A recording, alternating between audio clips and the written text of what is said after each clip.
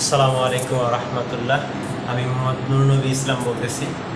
আমি বর্তমানে একটা প্রজেক্টের সাবস্টেশনে আছি, দায়িত্বে আছি।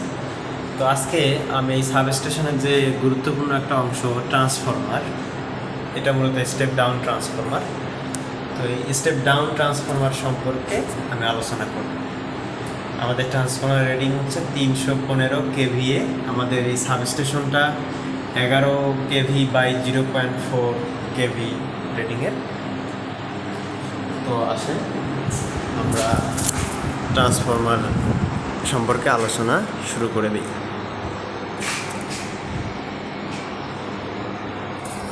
এটা হচ্ছে আমাদের স্টেপ ডাউন ট্রান্সফরমার 315 কেভিএ রেটিংয়ের। তো এই ট্রান্সফরমারের শুরুতেই আমি বলে রাখতে চাই যে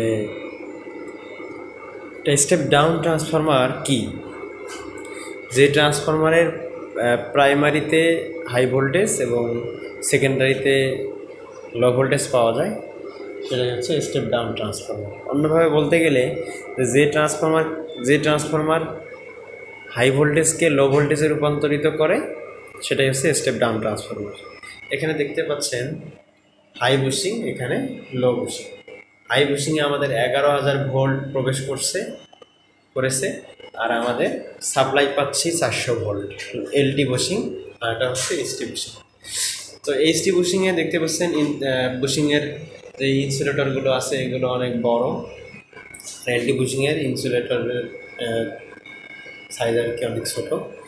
যেহেতু এইচটি বুশিংয়ে ভোল্টেজ বেশি, এর কারণে এখানে কারেন্ট কম হয়। এখানে কন্ডাক্টর একটা করেই ব্যবহার করা হয়েছে, পাশাপাশি এর টার্মিনাল যে কন্ডাক্টর এটা চিকন। আর যেহেতু লো ভোল্টেজে কারেন্ট বেশি আমরা জানি, তো এই জন্যে এর বুশিং টার্মিনাল কন্ডাক্টরগুলো মোটা, পাশাপাশি 2টা করে কেবল ব্যবহার করা হয়েছে। তো এটা কেবল ক্যালকুলেশনের ব্যাপার, এই বিষয় নিয়ে আলোচনা করতে চাচ্ছি না। আমি চাচ্ছি যে ট্রান্সফরমারের বিভিন্ন অংশের নাম, পাশাপাশি এর কাজ সম্পর্কে ধারণা দেওয়ার জন্য। তো আমাদের এই এইচটি বুশিংয়ে এই হর্ন গ্যাপ নামে একটা অংশ থাকে যেটা সার্জ ভোল্টেজ প্রোটেকশন দেয়, যেটাকে লাইটিং অ্যারেস্টারও বলা হয়। তো এখানে যখন সার্জ ভোল্টেজ আসে তখন স্পার্কিং হয়ে নিচে চলে যায়, এই বডি হয়ে আর্থে চলে যায়, অর্থাৎ সার্জ ভোল্টেজ থেকে, অর্থাৎ উচ্চ ভোল্টেজ থেকে ট্রান্সফরমারকে রক্ষা করে। আর এখানে আরেকটা বিষয় হচ্ছে যে ট্রান্সফরমার এটা পুরোটাই একটা ট্রান্সফরমার ট্যাঙ্ক। এই ট্যাঙ্কের ভেতরেই মূলত প্রাইমারি ওয়াইন্ডিং, সেকেন্ডারি ওয়াইন্ডিং আছে। পাশাপাশি ট্রান্সফরমার অয়েল ব্যবহার করা হয়েছে, এর বাণিজ্যিক নাম হচ্ছে পাইরানল অয়েল। এটা মূলত ইনসুলেশনের কাজ করে থাকে, পাশাপাশি ট্রান্সফরমারের ওয়াইন্ডিংকে ঠান্ডা রাখে। এখন আলোচনা করব এই কনজারভেটর নিয়ে। এটা হচ্ছে কনজারভেটরের কাজ হচ্ছে ট্রান্সফরমারের ওয়াইন্ডিংয়ের হিটিং বৃদ্ধি হওয়া জনিত কারণে তেল যখন প্রসারিত হয় বা তেলের আয়তন যখন বৃদ্ধি পায়, তখন এই বৃদ্ধি পাওয়া আয়তনটা কোথায় যাবে?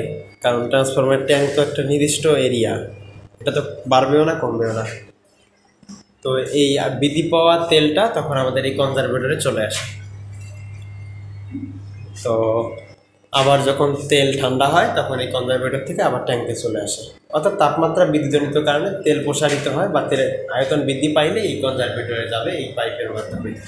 যেহেতু এটা 315 কেভিএ ট্রান্সফরমার, এই কারণে এখানে কোনো বুকলস রিলে নাই। মূলত 500 কেভিএ রেটিংয়ের উপরে যেগুলো ট্রান্সফরমার, তো সেইগুলোতে বুকলস রিলে ব্যবহার করা হয়।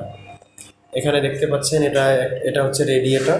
এই রেডিয়েটরটা হচ্ছে ন্যাচারাল কুলিং সিস্টেম করা। এই রেডিয়েটর এর ভেতরে ফাঁপা অংশ আছে, অর্থাৎ এর মধ্য দিয়ে তেল প্রবাহিত হচ্ছে। অর্থাৎ যখন তেল প্রসারিত হচ্ছে গরম হওয়ার কারণে, তখন তেলগুলো এই রেডিয়েটরের মধ্য দিয়ে প্রবাহিত হয়ে আবার ট্রান্সফরমারে চলে যাচ্ছে। এইভাবে সার্কুলেশন আকারে চলতেই আছে, এবং ন্যাচারালি যে বাতাস ফ্লো হচ্ছে, এই বাতাসের কারণে ট্রান্সফরমার ঠান্ডা হচ্ছে। আর এখানে ট্রান্সফরমার আরেকটা গুরুত্বপূর্ণ অংশ আছে, সেটা হচ্ছে ব্রিদার। এটা হচ্ছে ব্রিদার। এই ব্রিদারকে ট্রান্সফরমার শ্বাসযন্ত্র বলা হয়। অর্থাৎ ট্রান্সফরমারের কয়েলে তাপমাত্রা বৃদ্ধিজনিত কারণে যখন তেল প্রসারিত হয়ে কনজারভেটরে চলে যায়, তখন বাতাস অর্থাৎ বায়ু বের হয় ওই ব্রিদারের মধ্য দিয়ে। তো বায়ু বের হওয়ার সময় যেগুলো বিষাক্ত গ্যাস বা জলীয় কণা সেগুলো ওই ব্রিদার শোষণ করে, কারণ ব্রিদারে আছে সিলিকা জেল, যেটা মূলত ট্রান্সফর্মারে জমাকৃত বিভিন্ন গ্যাস বা জলীয় বাষ্প তেলের সাথে যাতে মিশতে না পারে এটাও শোষণ করে নেয়। আর যখন এই কনজারভেটর থেকে তেল আবার ট্রান্সফর্মার ট্যাঙ্কে চলে আসে, তখন বাতাস মূলত প্রবেশ করে ব্রিদার দিয়ে, তখন শুষ্ক বাতাস যাতে আসে, অর্থাৎ জলীয় বাষ্প মুক্ত বাতাস, পিওর বাতাস যাতে ট্যাঙ্কের ভেতরে আসে, এই এই পিওর জলীয় বাষ্প মুক্ত বাতাস সার্কুলেশন করার জন্য এই ব্রিদার কাজ করে থাকে। এই ব্রিদারে এসে থাকা সিলিকা জেলের মাধ্যমে। তো এই হচ্ছে মোটামুটি ট্রান্সফরমার সম্পর্কে ধারণা। আর এখানে আছে ট্যাপ চেঞ্জার নামে একটা অপশন, এটা মূলত বিভিন্ন টেপিংয়ে ভোল্টেজ দিয়ে থাকে। আর হচ্ছে আরেকটা আলোচনার বিষয় যে এই ট্রান্সফরমারে এইচটি বুশিংয়ে 3টা বুশিং, এলটি বুশিংয়ে 4টা বুশিং কেন? কারণ আমরা যেহেতু 400 ভোল্ট নিচ্ছি, তার মানে আমাদের এখানে line to line voltage 400 volt এবং ফেজ নিউট্রাল ভোল্টেজ হবে 230 ভোল্ট, এটা বিএনবিসি অনুসারে। তো এই নিউট্রাল পয়েন্ট পাওয়ার জন্যই মূলত এখানে 4টা টার্মিনাল, যাতে আমরা বাসা বাড়িতে ব্যবহার করতে পারি। তো এখন প্রশ্ন থাকতে পারে যে কীভাবে চিনবো যে এটা নিউট্রাল। কিছু কিছু ম্যানুফ্যাকচারিং কোম্পানি এই বুশিংগুলোর দূরত্ব, 3টা বুশিং দূরত্ব সমান রাখে, আর একটা বুশিং একটু বেশি দূরত্বে রাখে, এটা দিয়ে বুঝতে হবে যে এটা নিউট্রাল বুশিং। কিন্তু এই এনার্জি প্যাকের এই ট্রান্সফরমারটিতে এইরকম কোনো ইন্ডিকেশন নাই, তবে এখানে ইংরেজি লেটার দিয়ে ইন্ডিকেশন করা আছে এ বি সি, তার মানে এটা 3টা ফেজ, এখানে এনতে নিউট্রাল, এটা নিউট্রাল টার্মিনাল। তো ওভারঅল এই হচ্ছে আমাদের ট্রান্সফরমারের বিভিন্ন অংশের নাম এবং কাজ। ঠিক আছে, ধন্যবাদ আপনাদের সকলকে।